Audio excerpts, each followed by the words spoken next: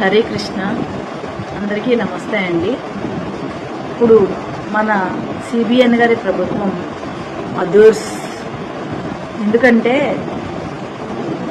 Gas లేదు, petrol లేదు, diesel లేదు, మందు అంటే వేసుకునే టాబ్లెట్స్ కాదండి, ఆల్కహాల్ ఏమనాలని మందుని ఇంకో భాషలో అంటారు ఉంది, సురాపానం ఉంది, సారాయి ఉంది, దొంగ మందు ఉంది, కల్తీ మందు ఉంది, కల్తీ మద్యం ఉంది, ఇవన్నీ ఉన్నాయి. ఉద్యోగాలు 2025లో డిఎస్సి నోటిఫికేషన్ ఇచ్చారు. దాంట్లో పెద్ద అవకతవకలు, పాపం గిరిజన పోస్టులు కూడా వెనక్కి లాగేసుకున్నారు. వాళ్ళకి ఇవ్వకుండా కూడా అన్యాయం చేశారు. కానీ మన డిప్యూటీ సీఎం గారని అంటాను, నేను పేరు మాట్లాడను, ఎందుకంటే ఆయన పేరు మాట్లాడించే అర్హత మాకు లేదంటండి. పాపం ఆయన దిగొచ్చారు. అందరూ అమ్మగట్టులో నుంచి చేస్తే అతను మాకు పైనుంచి ఊడిపడ్డాడు. కాబట్టి డిప్యూటీ సీఎం గారు గిరిజనులకు రోడ్లు వేసేసాము, వాళ్ళ పిల్లలకు అన్నారు. 3వ రోజుకే అవి గోతులు పడ్డాయని చెప్పి చూపించారు, సోషల్ మీడియాలో చూపించారండి. నేను వెళ్ళి చూడలేదు. అతను రోడ్లు వేయడం సోషల్ మీడియాలోనే చూశాను, గుంతలు పడ్డం సోషల్ మీడియాలో చూశాను.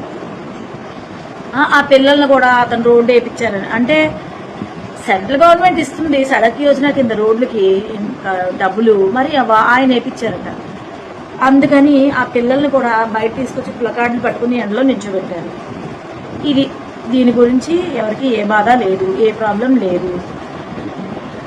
అందరూ పూజలు హోమాలు చేస్తున్నారండి. సరే, ఎవరి నాయకుడు బాగుండాలని వాళ్ళు చేస్తారు, అది సరే. కానీ కిడ్నీ వ్యాధితో ఏకొండూరు మండలంలో కిడ్నీ వ్యాధితో మత్రియ తండ, కుమ్మరికొండ తండ, ఇలాంటి తండాల్లో కిడ్నీ వ్యాధులతో మనుషులు చచ్చిపోతున్నారు. వాళ్ళకి ఏదో చేస్తామన్నారు.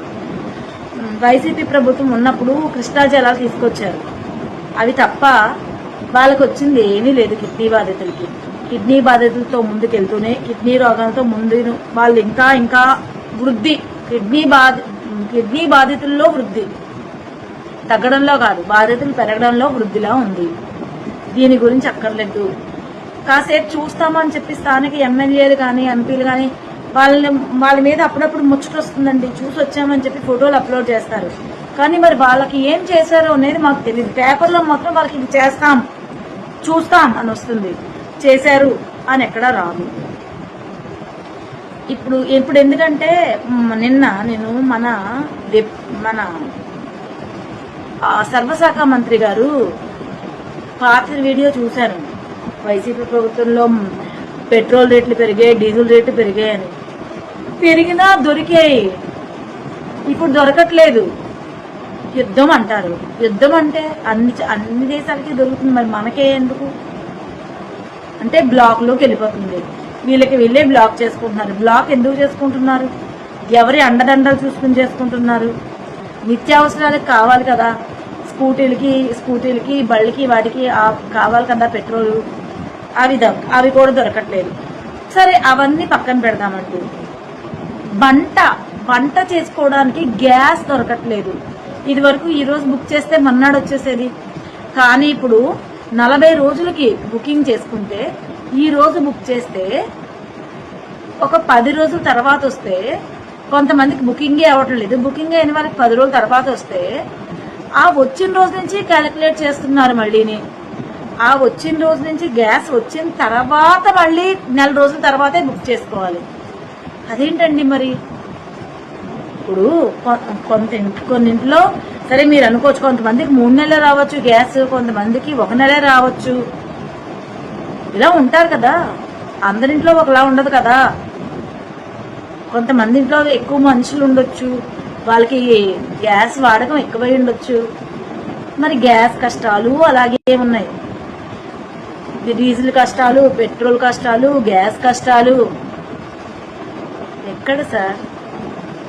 నిన్న చూశానండి విజయవాడ బస్ స్టాండ్లో, అది ఏదో ప్లాట్ఫామ్ నెంబర్ 1, 2, 3 1, 2, 3, 4 దగ్గర ఎక్కడో కొంచెం రిపేర్ చేశారు.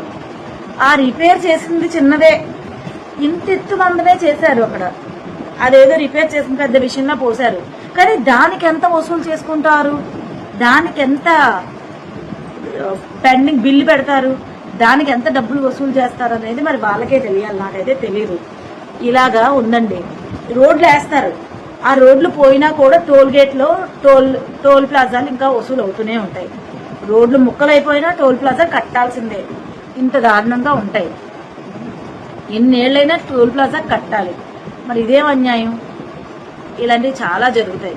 కానీ ఇలాంటివి ఎవరికీ అవసరం లేదు. ఏమైపోయినా ఎవరికీ అవసరం లేదు. ఇప్పుడు ఇదివరకు వైసీపీ గవర్నమెంట్ వచ్చినప్పుడు ఇంటింటికి రేషన్ ఇచ్చారండి. 2 ఏళ్లు కోవిడ్తో అయిపోయిందండి. ఇంకొక విషయం ఏంటంటే 60 నెలల్లో అతను చేసినప్పుడు 3,000 కోట్ల పైచిలకైతే ఇతను 20 నెలల్లోనే 3,000 కోట్ల పైచిలకి చేశాడండి అప్పు. అంటే ఇతనికి అప్పులు ఎక్కువ దొరుకుతున్నాయా, అప్పులు చేయడంలో సిద్ధహస్తుడా అని నాకు అర్థం కావట్లేదు. సీఎం పోల్చుకుంటే మరి 20 నెలల్లోనే 3,000 కోట్ల 3,000 కోట్ల పైచిలకు, 3,000 కోట్లు కాదు 3 లక్షల కోట్లు పైచిలకు అప్పులు చేస్తే 60 నెలలలో ఇంచుమించు 12 లక్షల కోట్లు అప్పులు చేస్తారుగా. అప్పుడు మన పరిస్థితి ఏంటి? ప్రతి తలకాయకి ఎంత అప్పు పెరుగుతుంది? మన పిల్లలకేంటి, పుట్టబోయే పిల్లలకి వాళ్ళ పిల్లలకి కూడా అప్పు రాసి పెడుతున్నారు ప్రభుత్వాలు. మరి మనం కట్టే ట్యాక్స్లు ఎక్కడికి వెళ్ళిపోతున్నాయి? ఒక బ్యాంకులో ఒక లోన్ పెట్టడానికి వెళ్తే దానికి ప్రాసెసింగ్ ఛార్జెస్ ఉంటాయి, మ్యాషన్ ఛార్జెస్ అని ఉంటాయి, అన్నీ ఉంటాయి. అది కాకుండా వాటికి ఇంట్రెస్ట్లు ఉంటాయి, అన్నీ ఉంటాయి. మరి ఇవన్నీ మనం కడుతున్నాం కదా. ఇవన్నీ కడుతున్నా కూడా భయపడుతూ ఉండాలి, అమ్మో బ్యాంకుకి. కానీ నీరవ్ మోడీ లాంటి వాళ్ళు ఉన్నారు కదా, ఇలాంటి వాళ్ళు చాలా మంది ఉంటారు. అలాంటి వాళ్ళందరూ ఎగవేస్తారు. అలాంటి